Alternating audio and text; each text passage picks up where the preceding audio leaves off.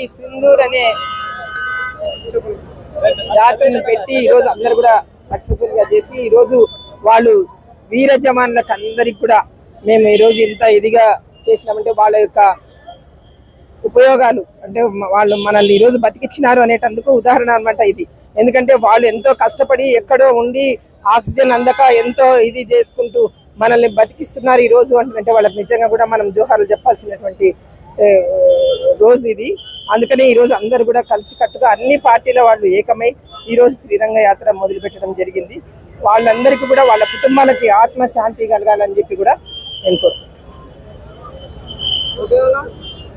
ఇంకా అంతే, ఇంకేముంటుంది. అన్ని విధాలు కూడా అందరికీ కూడా అండగా ఉంటుంది. రేపు ఏది వచ్చినా కూడా ఇదే ధైర్యంతోన ఇదే ఇదితోన ముందుకు పోగలుగుతాం. మేము కూడా వాళ్ళకి అందరికి కూడా సహాయ సహకారాలు అందిస్తామని చెప్పి కూడా మా చేతనైనంత వరకు ఇక్కడ ఉన్నటువంటి ప్రజలందరం కలిసి కూడా మేము అదే నిర్ణయించుకున్నాము. రేపు జరగబోయేది కూడా అదిగే.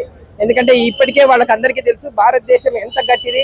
ఈ మన మోదీ గారు కూడా ఎంత మ్యాగ్గా తప్పించి వాళ్ళని ఎట్లా ఏ విధంగా దెబ్బ కొట్టాలనో కొట్టడం జరిగింది. వాళ్ళు మన కాళ్ళ దగ్గరికి వచ్చినారు కాబట్టి మనకి, ఎందుకంటే భారతీయులు అంటేనే మనకు క్షమాగుణం ఉంది, కానీ వాళ్ళకి లేదు. ఎందుకంటే ఊరికే విహారయాత్ర వాళ్ళకి పోయిన వాళ్ళని కూడా ఈరోజు వాళ్ళని చంపడము అవన్నీ చేయడం అంటే ఇది నిజంగా కూడా ఇది ఎంత నీచమైన పద్ధతి అంటే అంత నీచమైన పద్ధతి పాకిస్తాన్ వాళ్ళని. అయినా కూడా మేము పెద్ద మనసు చేసుకొని ఈ రోజుకి భారతీయులంతా కూడా వాళ్ళకి ఇంకా చేస్తున్నారంటే అది మోదీ యొక్క గొప్పతనము. అదేవిధంగా మన ముఖ్యమంత్రులు అందరూ కూడా సహాయం చేస్తూ మేము మీకుంటాం అండగాని అది ఇజ్రాయెల్ వాళ్ళైతే మీ వాళ్ళందరూ కూడా మనకు అండగా ఉన్నారు అంటే కూడా అందరూ బాగుండాలని దేశం సుభిక్షంగా ఉండాలని చెప్పి కోరుకుంటుంది, కానీ వేరే విధంగా కాదు.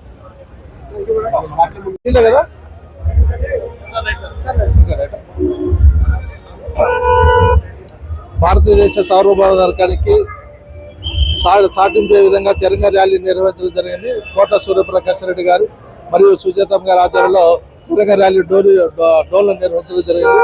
దీనికి ప్రజలందరూ కూడా విశేషంగా స్పందించి వచ్చినందుకు వారి అందరికీ నా యొక్క ప్రత్యేక ధన్యవాదాలు.